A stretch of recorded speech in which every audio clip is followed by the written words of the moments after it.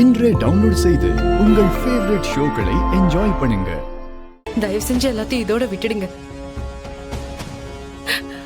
அவர் மறுபடியும் ஜெயிலுக்கு போறத பாக்குற சக்தி எனக்கு இல்ல. என்னக்கா சட்டம் தெரியாம பேசிட்டு இருக்க? அவரை ஜெயிலுக்கு அனுப்ப நாங்க விட்டுருவோமா? எவ்வளவு ரிஸ்க் வேணாலும் எடுப்போம்க்கா. கேஸ ஹைகோர்ட்டுக்கு மாத்தி அவரை நம்ம வெளியே எடுப்போம்க்கா. அதுவும் வீட்டை விட்டு வெளியே அனுப்புறதுக்கு பெத்த புள்ளையவே ஜெயிலுக்கு அனுப்ப துணிஞ்சிருக்காங்க.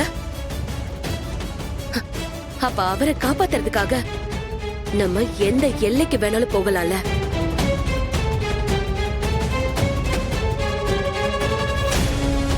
அவங்களோட சூழ்ச்சியை விட உன்னோட காதல் பெருசுக்கா.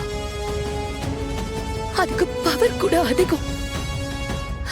அதையே நீ புரிஞ்சுக்க மாட்டேங்கிற. இல்ல அஞ்சலி, அவங்க கிட்ட அதிகாரம் இருக்கு, நிறைய பணம் இருக்கு. அவங்களெல்லாம் ஜெயிக்க முடியாது. தயவு செஞ்சு எனக்கு யாரும் அட்வைஸ் பண்ணாதீங்க. நாம ஏதாவது தப்பா யோசிக்க போய் அவங்க ஏதாவது ஏடகுடமா பண்ணிட போறாங்க. என்னக்கா பண்ணிடுவாங்க?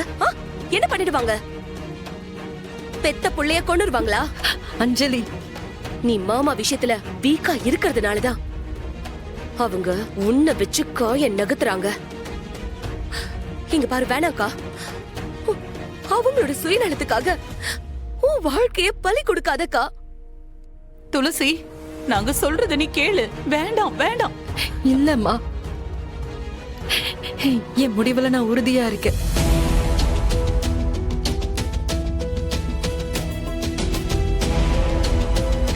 என்னால அவங்களெல்லாம் எதிர்த்து வெற்றியோட வாழ முடியாது. யோசிச்சு பாருமா, அவரு ஜெயிலுக்கு போயிட்டா நான் மட்டும் தனியா அவங்களோட எப்படிமா இருக்க முடியும்? அவர் வாழ்க்கையாச்சும் நல்லபடியா இருக்கட்டுமேமா. துளசி, அஞ்சலி, எனக்கு உன் மேலதான் சந்தேகமா இருக்கு. நீ எனக்கு சத்தியம் பண்ணி கொடு. கல்யாணத்துக்கு முன்னாடி ஏடா குடமா எதுவும் பண்ண மாட்டேன்னு எனக்கு சத்தியம் பண்ணி கொடு. அக்கா, என்ன பேசுற? நான் கண்டிப்பா இந்த கல்யாணத்தை நிறுத்துவேங்கா. நீ அப்படி ஏதாவது முடிவு எடுத்தனா என்ன நீ உயிரோட பார்க்க முடியாது. என்ன பேச்சு பேசுறான்னு பாத்தீங்களா?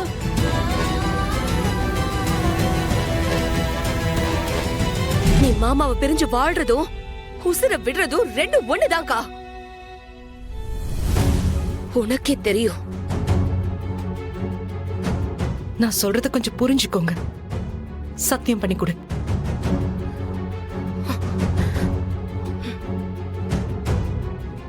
சத்தியம் பண்ணு.